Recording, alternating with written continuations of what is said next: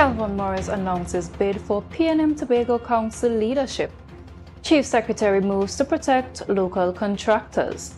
And Trinidad and Tobago secures new oil and gas partnerships to reverse decline. Good evening, I am Renessa Ortiz and you're locked into Tobago Updates Television News for Thursday, 12th March 2026. Now to our top story. Calvin Morris has officially announced his intention to offer himself for service as political leader of the PM Tobago Council. Morris highlighted the decision following consultations with members, supporters, and well-wishers across Tobago and came with a commitment to strengthening the party's presence on the island. Here are the details. Calvin Morris has announced his intention to contest the position of political leader of the PM Tobago Council. Morris highlighted the decision came after careful reflection and discussions with members, supporters, and well-wishers across Tobago, adding that he is offering himself for service with humility and gratitude. Today, after careful reflection and after meaningful conversations with many members, supporters, and well-wishers across Tobago, I announce my intention to offer myself for service as political leader of the PM Tobago Council. I do so with humility, with gratitude. Morris emphasized his vision for the PM Tobago Council is to strengthen the party's organization and empower its membership. He added that party groups must become active forces for community engagement and mobilization, while the leadership listens closely to citizens and advances practical opportunities for Tobago's youth. My vision is clear and my mandate is clearer. We must strengthen our party organization, empower our membership, ensure that every party group becomes a vibrant force for community engagement and political mobilization. We must listen more closely to the concerns of our people and present practical solutions that create opportunities for our youth. He remains committed to working closely with members of the People's National Movement in Tobago, noting that unity and stronger grassroots engagement will be key to the party's future. He added that he hopes to build a more active and responsive PM Tobago Council that delivers meaningful opportunities for communities across the island. This is Aliyah Balgobin reporting for Tobago Updates Television News. Chief Secretary Farley Augustine is officially recognizing the General Contractors Association of Tobago, or GCAT. The Chief Secretary met with the group at the Ho Choy Charles Administrative Complex. Both sides discussed development tailored specifically for the island and how to keep local businesses profitable. Augustine is promising to work closely with the new association. The goal is to prioritize local contractors for construction projects across Tobago. This move aims to protect the island's economy and make it more resilient. GCAT was recently launched to give contractors a unified voice. The group represents one of the largest employment sectors outside of the THA. Interim President Patrick Park says the body will promote professionalism and higher industry standards. The association also recently raised concerns about ferry disruptions affecting building supplies. Officials say this new partnership marks a major step for coordinated local development. The Trinidad and Tobago government is taking a decisive step towards revitalizing its energy sector, announcing new deepwater oil and gas partnerships and a significant boost in national revenue. Joel Green-George has this report. At a post-cabinet briefing on Thursday, Minister of Energy and Energy Industries Dr. Rudal Munilal confirmed that the cabinet has approved production sharing contracts, PSCs, for Block 24 and 25. These blocks, located 50 miles off the north coast, were awarded to the China National Offshore Oil Corporation following the 2025 deepwater bid round. The move comes at a critical time, Recent data from the Trinidad and Tobago Extractive Industries Transparency Initiative, TTEITI, shows that while deep-water bid rounds between 2011 and 2024 generated $816 million in revenue, none of those 9 blocks have yet reached commercial production. This new award to CNOOC, alongside ExxonMobil's recent entrance into the ultra-deepwater, represents a strategic push to finally tap into these transformative reserves. Today, Cabinet considered and agreed to the award of production sharing contracts for blocks 24 and 25, and that was in response to our bid round. This will mean that we will now enter into another round of negotiations with CNOOC, and we will seek to award those blocks via the appropriate production sharing contracts. On the production front, the news is equally encouraging. Dr. Munilal reported that crude oil and condensate production rose to an average of 55,448 barrels per day in October 2025, up from 52,000 barrels in April. This output surge helped drive a $390 million increase in contributions to the national treasury, totaling $8.2 billion for the 2025 calendar year. And our contribution to the national treasury increased from $7.8 million in 2024 to $8.2 billion, $7.8 billion to $8.2 billion in 2025. Revenue, as you know, comprises receipts from license, royalties, and leases, and treasury deposit comprises receipts from production sharing contracts. The minister also pointed to a diplomatic breakthrough, noting that a February 2026 energy summit in Guyana has successfully repaired long-strained energy ties with Guyana and Suriname. I think in 4 days, we, dealt with the damage done for almost 10 years in terms of our energy relationship with Guyana and Suriname. So we were extremely pleased with that. And in the coming days, you may well hear of other news and initiatives coming out of that cooperation. While global tensions have lifted Brent crude prices toward $85 per barrel, potentially adding $10 million monthly to the treasury, the government remains cautious. High import costs for refined fuels, a result of the 2018 refinery closure, continue to act as a fiscal drag on these gains. Jewel Green George, Tobago Updates Television News. Up next, TNT welcomes Inter-Caribbean Airways.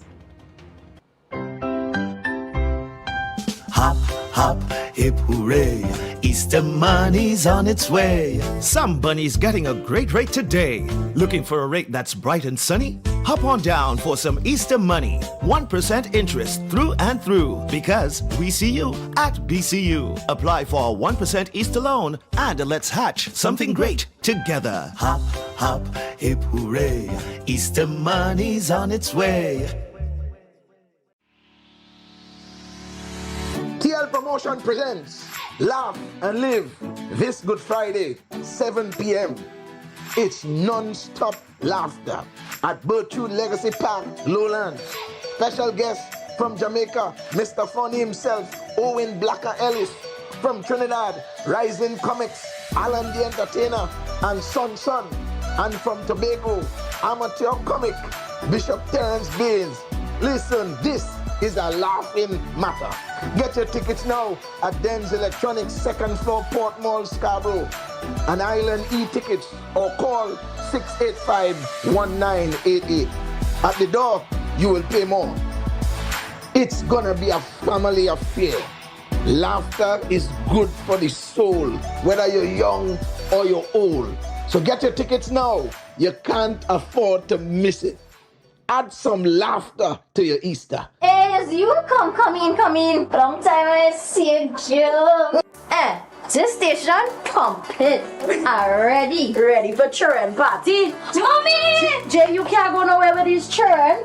And you know you can't depend on Kevin neither Steven to see about them. Yeah, total waste. So I supposed to stay home whole time?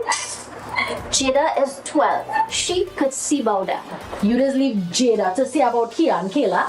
I thought it's your mother or your sister. Who? Them always busy. Jada could handle that. She cooking and cleaning a long time. And the next two, better know what time it is. It's only me, you know. G. I will talk to my mother. She just home these days. She will make sure the children okay. Alright. Let me see the moves for later. Before you ramage, make sure the children okay. Call 996 to report all child abuse now. A message from the Children's Authority of Trinidad and Tobago. In a world where our health defines our future and the Caribbean stands on the front lines of climate change, rising NCDs and global challenges, knowledge becomes our greatest defense. Caribbean Medical TV is your guide on the journey to wellness and insight, featuring our region's own doctors, nurses, climate specialists and medical institutions. From physical well-being to the emotional and mental balance we all deserve. Caribbean Medical TV empowers you because building a healthier future isn't just a regional goal, it's a global responsibility. In the Caribbean, vitality isn't just a goal, it's a way of living. Connect with the region through knowledge, hope, and the power of Caribbean resilience on Caribbean Medical TV, where awareness becomes power. Join the conversation, join the movement. Be viewing Season 4 of Caribbean Medical TV right here on this station.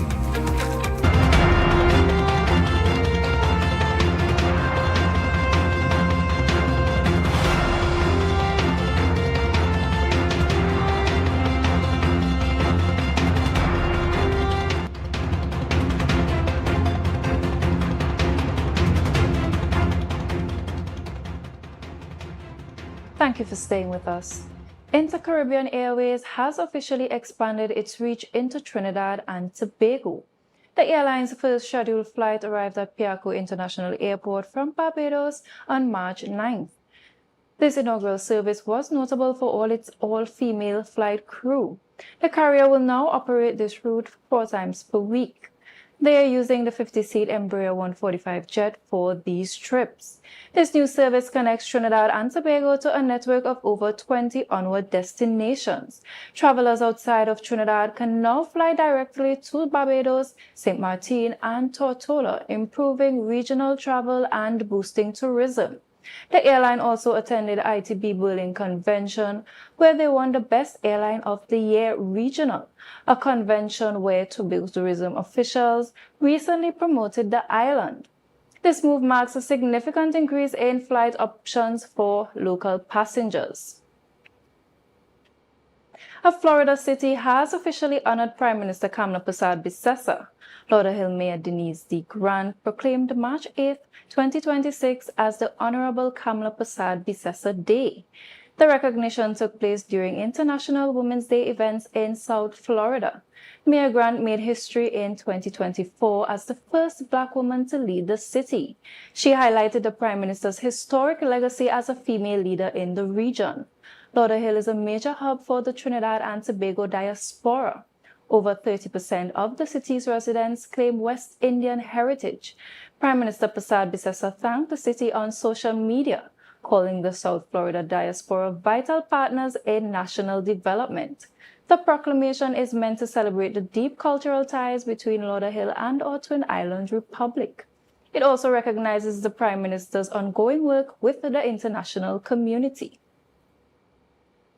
Nearly 1 year after the partial opening of the new terminal at the A&R Robinson International Airport in Crown Point, officials say the runway upgrade project is approaching a critical stage.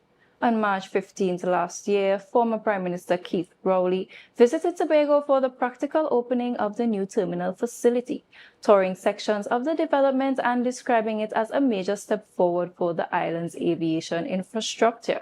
Here are the details. However, key elements of the wider airport upgrade project, including work on the runway, have continued since that time. Minister of Works and Infrastructure Jerlene John said construction activity at Crown Point is progressing steadily, with officials now preparing to assess whether the runway is ready for practical completion. She indicated that she will travel to Tobago in approximately 2 weeks alongside Eli Zakur to evaluate the status of the works. The visit will determine whether the runway can be officially accepted as practically complete.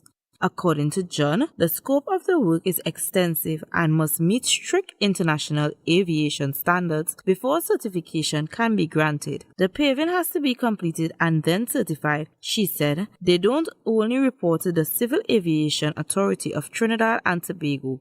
What comes into that certification is the Federal Aviation Association, because if something happens to a foreign airline here, then we are in problems. They will close it down. She explained that the certification process requires multiple layers of oversight to ensure the runway meets global safety and operational requirements for international flights. John also noted that officials from the National Infrastructure Development Company, NETCO, which is overseeing the project, maintain a strong presence on the island. Representatives from the agency visit Tobago twice weekly to monitor progress and address any technical issues. She added that NETCO chairman Neil Dookie has taken a hands-on role in the project and is frequently on site reviewing construction activities. While the runway remains the immediate focus, John acknowledged that several other components of the airport project still need to be completed. Nevertheless, she expressed confidence that the remaining works could be finalized by early April, bringing the long-awaited airport upgrades closer to full completion. This is Aliyah Balgobin reporting for Tobago Updates Television News. The news will continue in a moment, but why wait? You can follow every story, every update all the time. Join the conversation and find us on Facebook, Instagram, and YouTube at Tobago Updates. Don't miss a beat, we'll be right back. TL Promotion presents Laugh and Live this Good Friday, 7 p.m. It's non-stop laughter at Birchwood Legacy Park, Lowlands. Special guest from Jamaica, Mr. Funny himself, Owen Blacker Ellis. From Trinidad, Rising Comics, Alan the Entertainer, and Son Son. And from Tobago, amateur comic, Bishop Terence Baines. Listen, this is a laughing matter. Get your tickets now at Den's Electronics, 2nd floor, Port Mall, Scarborough. An Island e-tickets or call 685-1988. At the door, you will pay more. It's gonna be a family affair. Laughter is good for the soul, whether you're young or you're old. So get your tickets now. You can't afford to miss it. Add some laughter to your Easter. Hop, hop, hip hooray, Easter money's on its way. Some bunnies getting a great rate today. Looking for a rate that's bright and sunny? Hop on down for some Easter money. 1% interest through and through, because we see you at BCU. Apply for a 1% Easter loan and let's hatch something great together. Hop, hop, hip hooray, Easter money's on its way. Tobago, it's Carnival. The vibe, the event space, formerly known as Shade, Fordham Court, Tobago, says, let's celebrate Carnival. Bring your coolers every Friday and Saturday, starting from Friday the 30th of January till Carnival week, and pay $50 at the door with your cooler all night. No ice, no chaser allowed. Top DJ and artists passing through every Friday and Saturday. To pre-book your cabanas, call 369-6414 and 394-3612. Or email iwamg@gmail.com. And this promotion is going on until Easter. Gates open at 9 p.m. It's rum, it's bacchanal. Bring your coolers and come. Been down this road before. All that left is rum and bacchanal. This is Carnival.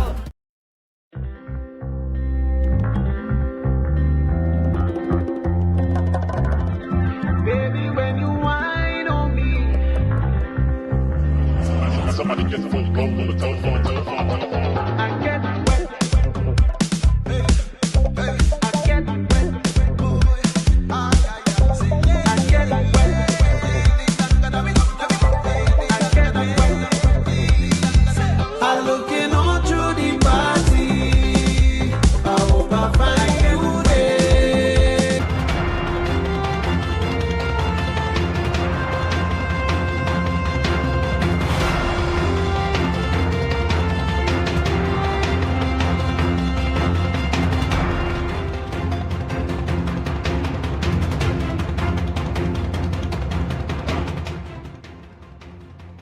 Welcome back.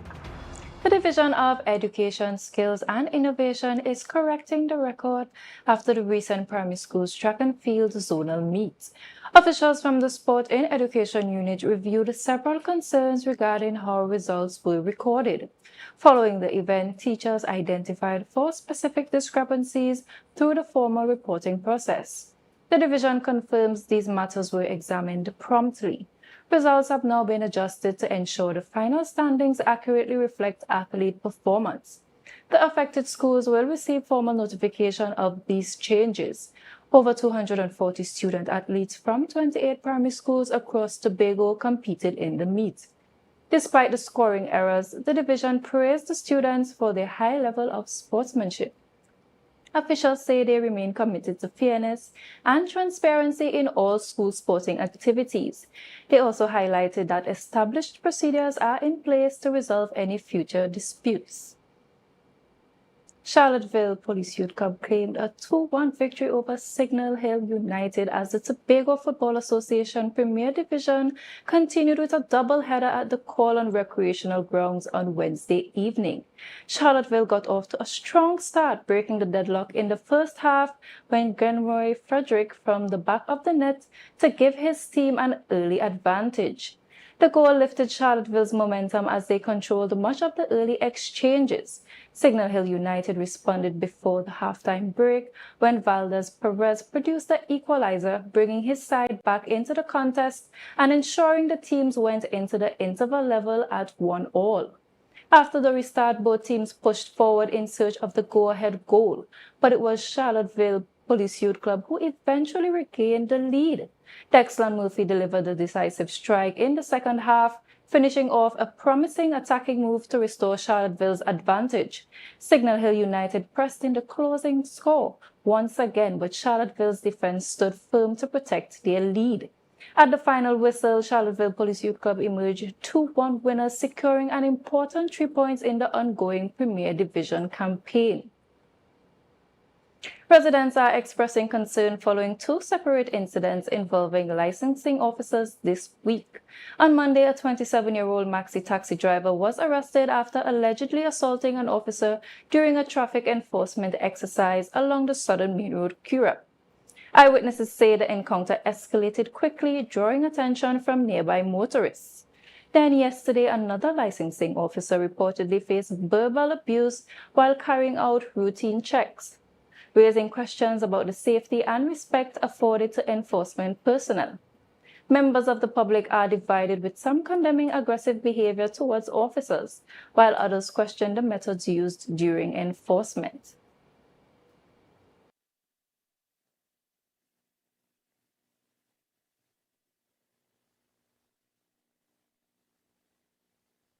I believe that everybody is responsible and supposed to know what the rules and regulations are, especially motorists, along with the officers, kind of thing. So it's a parallel. You know, do the right thing. If you know the right thing, do the right thing, so we wouldn't have that sort of like interaction, aggressive interaction, one with another.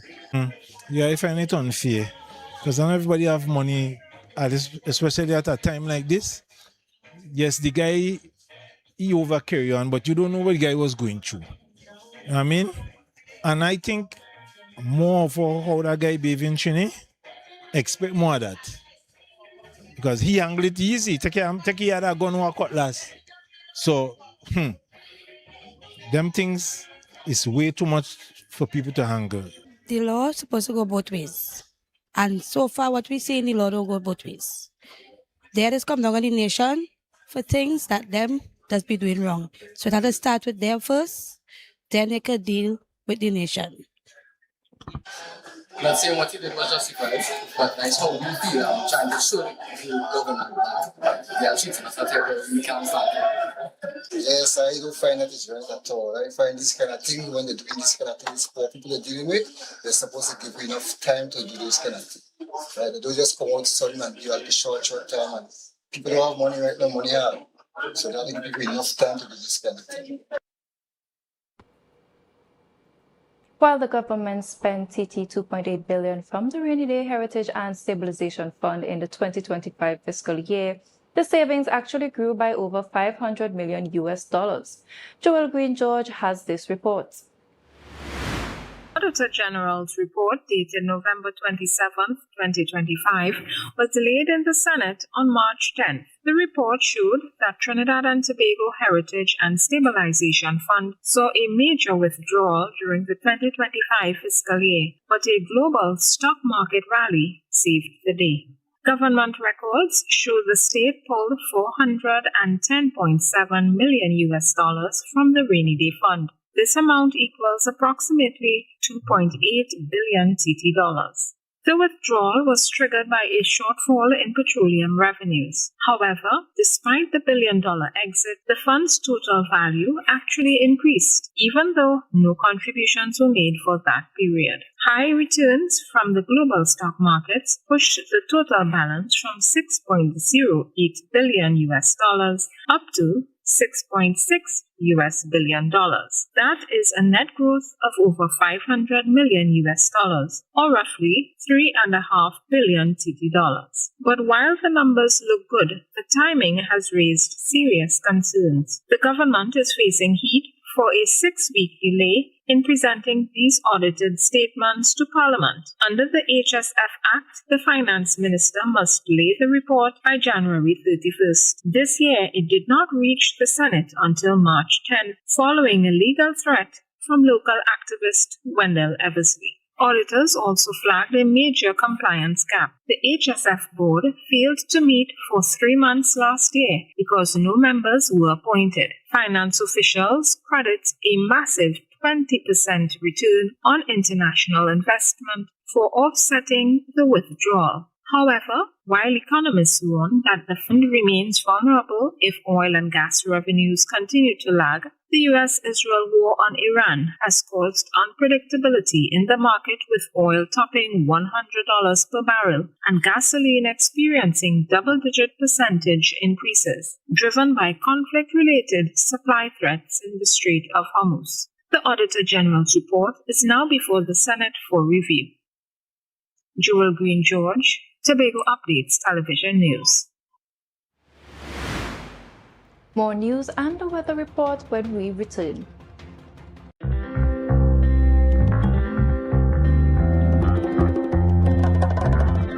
Baby, when you whine on me. Somebody gets the phone, on the telephone. I get wet. I get wet.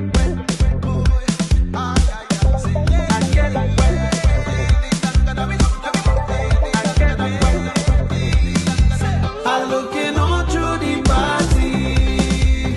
I hope I find you there.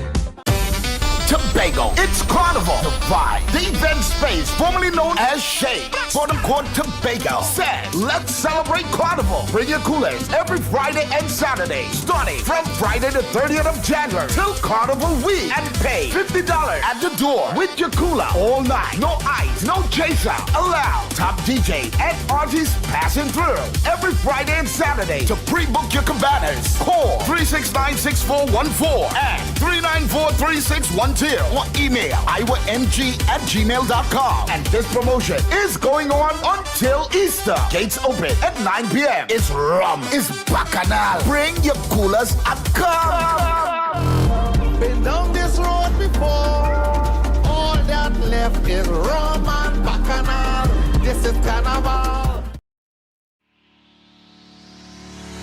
TL Promotion presents Laugh and Live this Good Friday, 7 p.m. It's non-stop laughter at Bertrude Legacy Park, Lowlands. Special guest from Jamaica, Mr. Funny himself, Owen Blacker Ellis. From Trinidad, Rising Comics, Alan the Entertainer, and Son. And from Tobago, amateur comic, Bishop Terence Baines. Listen, this is a laughing matter. Get your tickets now at Den's Electronics, 2nd floor, Port Mall, Scarborough.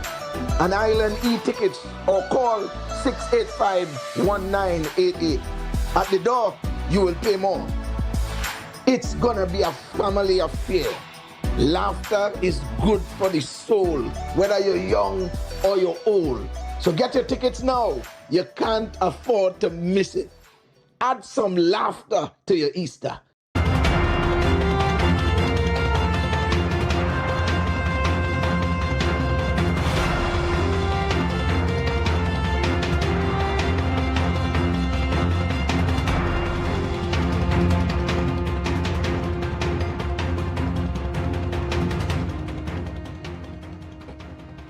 Welcome back.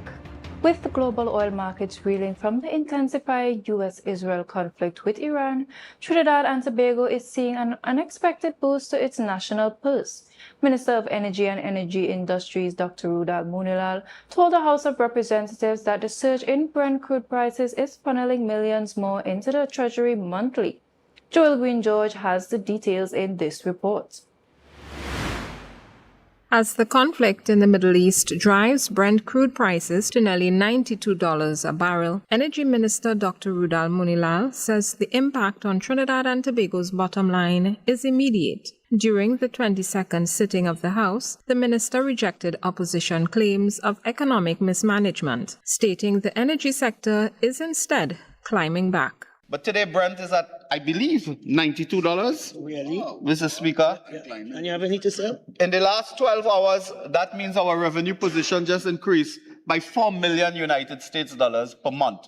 Dr. Munilal says this additional income follows an $8.2 billion contribution from the energy sector in 2025. He argues that this financial growth allows the government to cushion the blow of global inflation for local citizens. To prove his point, he highlighted recent relief measures at the gas pump, noting that the administration lowered super gasoline by $1 per litre. Mr. Speaker, I can report that this benefited, Mr. Speaker, 400,000 vehicle owners. 400,000 vehicle owners benefited, which accounts for 40% of the total number of vehicles. The minister slammed the opposition's motion on mass terminations and social displacement as frivolous. He countered by listing job-creating programs in school repairs and local government that he says hired thousands in just 10 months. Minister of Finance, $7.8 billion. In 1 year, 2025, where the majority of that time was the UNC administration, 2025, we contributed $8.2 billion to the Treasury. So under our administration, we have given the Treasury from the energy sector $390 million more. While the global outlook remains volatile, the minister maintains that the current energy landscape is shifting in favor of increased social investment and employment. Joel Green-George, Tobago Updates, Television News.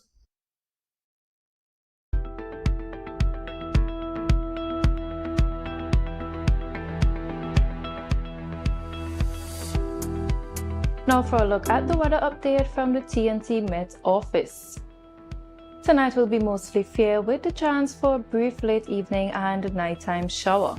The minimum temperature is forecast to be around 23 degrees Celsius at Piaco and 24 degrees Celsius at Crown Point. Tomorrow will be fair and breezy but with brief pre-dawn showers in some areas and a low chance for a moderate to heavy shower near hilly areas or western Trinidad during the afternoon.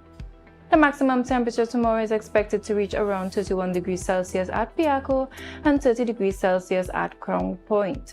Seas will be moderate with waves between 2 and 2.5 meters in open waters and near 1 meter in sheltered areas.